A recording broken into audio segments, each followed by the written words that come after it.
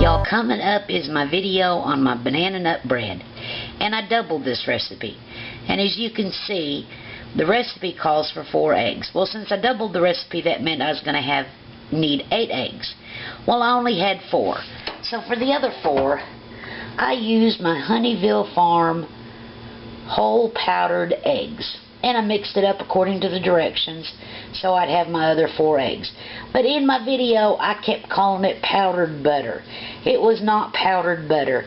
It was powdered eggs. So hang around, watch my video, see what you think. And thanks for watching. Good morning, good afternoon, good evening, folks. These bananas have motivated me. Yep, I'm going to make some banana nut bread. Here's the recipe I'm using. It's just a generic banana bread recipe. It's got flour, salt, baking soda, baking powder, butter, sugar, bananas, 4 eggs, nuts, and you cook it. Well, I'm going to add a few extra things to it. And I'll show you because I only got 4 eggs. And if I double that, I need 8 eggs. So watch me. Okay, y'all, I'm going to start by creaming the butter, the eggs, and the sugar. But for just one recipe, I'm supposed to have 2 cups of sugar. I got 1 cup of sugar. So, I got 3 teaspoons of stevia here, and we're going to see if that works. So I'm going to cream the sugar, the stevia, and the eggs and the butter. We'll be back. I'd say that's good and whipped. So, next we're going to move on to the dry ingredients. Now, here's my flour, and here's my dry ingredients, and that yellow that you see there in the middle, that's my powdered butter. I also added a little bit of allspice, and then I added a little bit of nutmeg, just for some flavor. So that's going to go in with my dry ingredients. Oh, and I did not double the baking soda, but I did double the baking powder. So, there's all that. And I'm turning my mixer on low to mix all that up because of that powdered butter. So, there we go on that. Now, for my nuts and stuff, well, I'm going to add some craisins. I'm going to add some chopped dates. I'm going to add just this much nuts because I am adding this other stuff. And I've got some pecan halves, some walnuts, and some almonds. So now I'm going to go beat them up with a stick real quick so they get all chopped up. Okay, I've got my nuts all beat up there. So now I'm going to do my bananas. I've got 5 bananas. So now I'm going to smash them up. Okay, bananas all smashed up. So let's go to the next step. Okay, now I took half of the butter mixture out. And I put it in here with the flour so that I can fold that in.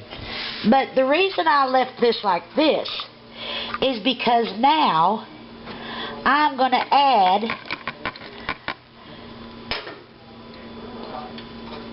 my other dry ingredients. Oh, this is sticking to the bowl. I'll have to do that by hand. I'm going to add my nuts and my bananas, and I've already got my cran raisins in there, and I'm going to add my dates to this right here and mix it up. Okay, I got that a little bit mixed up, and now we can add it to the flour and the rest of that butter mixture.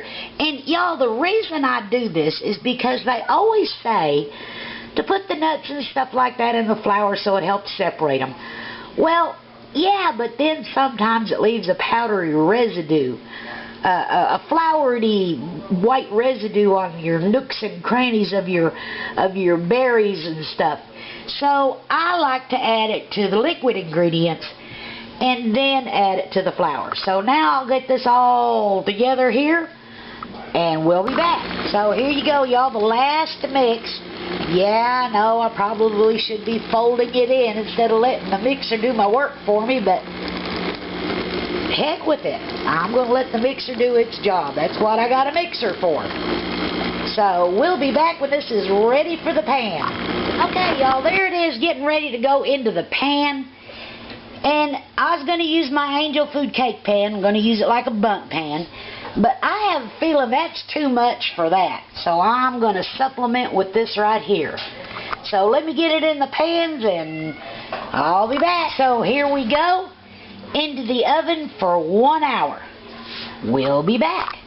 Good golly, Miss Molly, y'all. This wasn't even in the oven for an hour. And look at that. It's already done. Checked it with a toothpick. Both of them. So, got to give it a few minutes to cool off.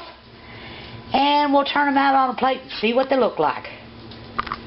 So there you go, y'all. We may have to put some frosting on that to cover a multitude of sins. But the proof will be in the pudding what it tastes like. So we'll see here in just a minute. As soon as it cools off where we can cut it properly, we'll have Ernie do his official taste test. Okay, y'all, I got Ernie here to do his official taste test. We're going to cut into the bundt pan one and leave this other one here for later.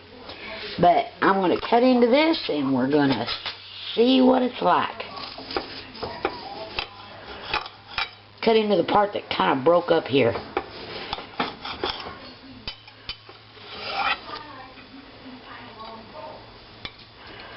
Oh yeah, pretty, don't you think? Oh yeah. Oh, my mouth's watering, y'all. Ooh, that looks good. Ooh, yeah. Let me get some pictures here, and then we'll be back, and Ernie can taste it. Okay, y'all, I got my pictures done. So Ernie, come get you a taste of this. Let me cut you a piece off. Oh, it's not as bad as well done as I thought it was. Go ahead and grab you a piece, see what you think. So we'll see what those powdered eggs taste like in there, and we'll see with all that other good stuff. And we doubled the recipe, y'all. So Ernie, what you think? What? Oh, let me try.